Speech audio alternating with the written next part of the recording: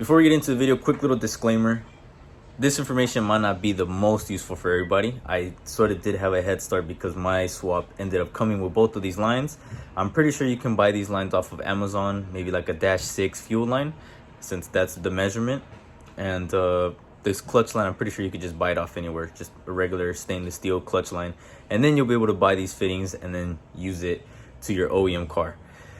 That's my little disclaimer, guys. You know those days where it's just you really don't want to do anything?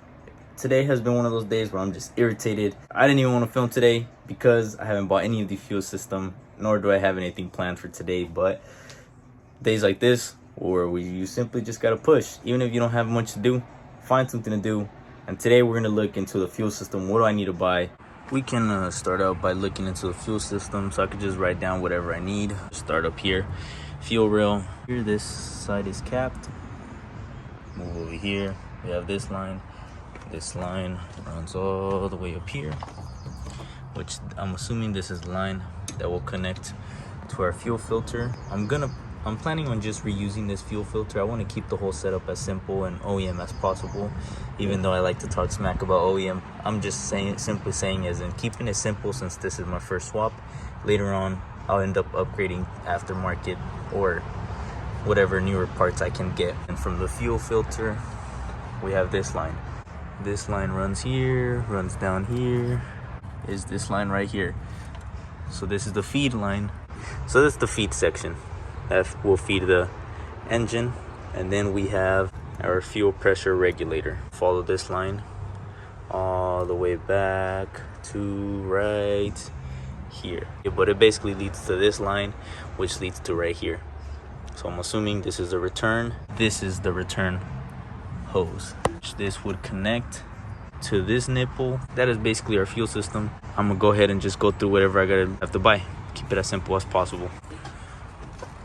I removed this whole line from here to see if there is any way to connect this line straight onto this one, and there isn't. So that is one thing that we're gonna have to look into if I need to buy, or if there's a part that I could simply install into here that will allow me to just connect it to this.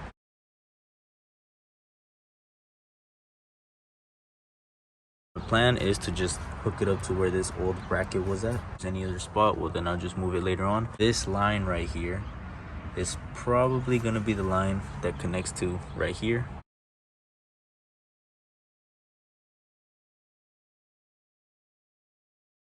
I do want to emphasize none of this is gonna be final form, all right?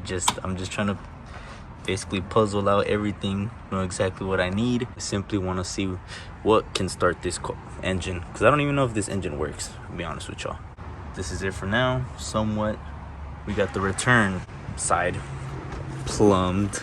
I might start working on the clutch line, see if I could plug it into this. After messing around a little bit with the clutch line, we need an adapter so that it shoots out a nipple. We basically need one of these little adapters to just go into there, and then we can get this line routed probably through right here, and it'll be right here. That's all the little things that I wanted to go through over here in the engine bay. I'm calling today's video a bit short. Today did help me out.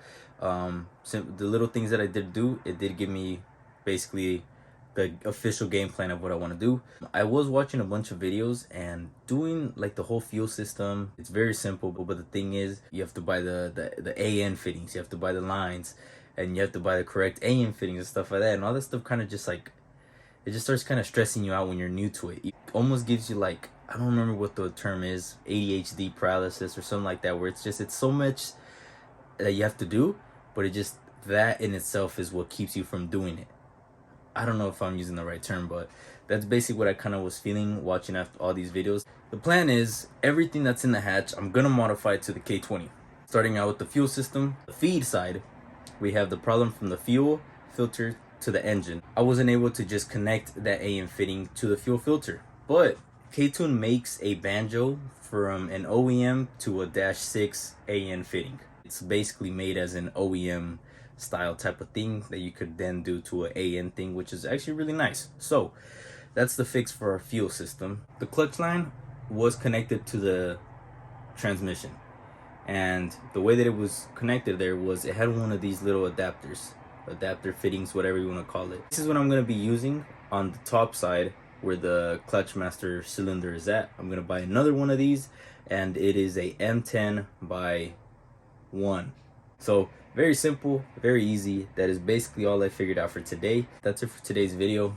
I hope you guys enjoyed it. It was a bit of a weak one, but I did what I could, and I feel like it's some decent type of knowledge trying to figure this all out in a budget and an OEM style type of way without doing too much, you know, to where you can run into that paralysis. Right now, made it as simple as possible, and we're just gonna do it how we can and hope for the best. But that's it. I'll see you guys in the next video. God bless. I purchased the K-tuned banjo fitting for the fuel system for the Civic.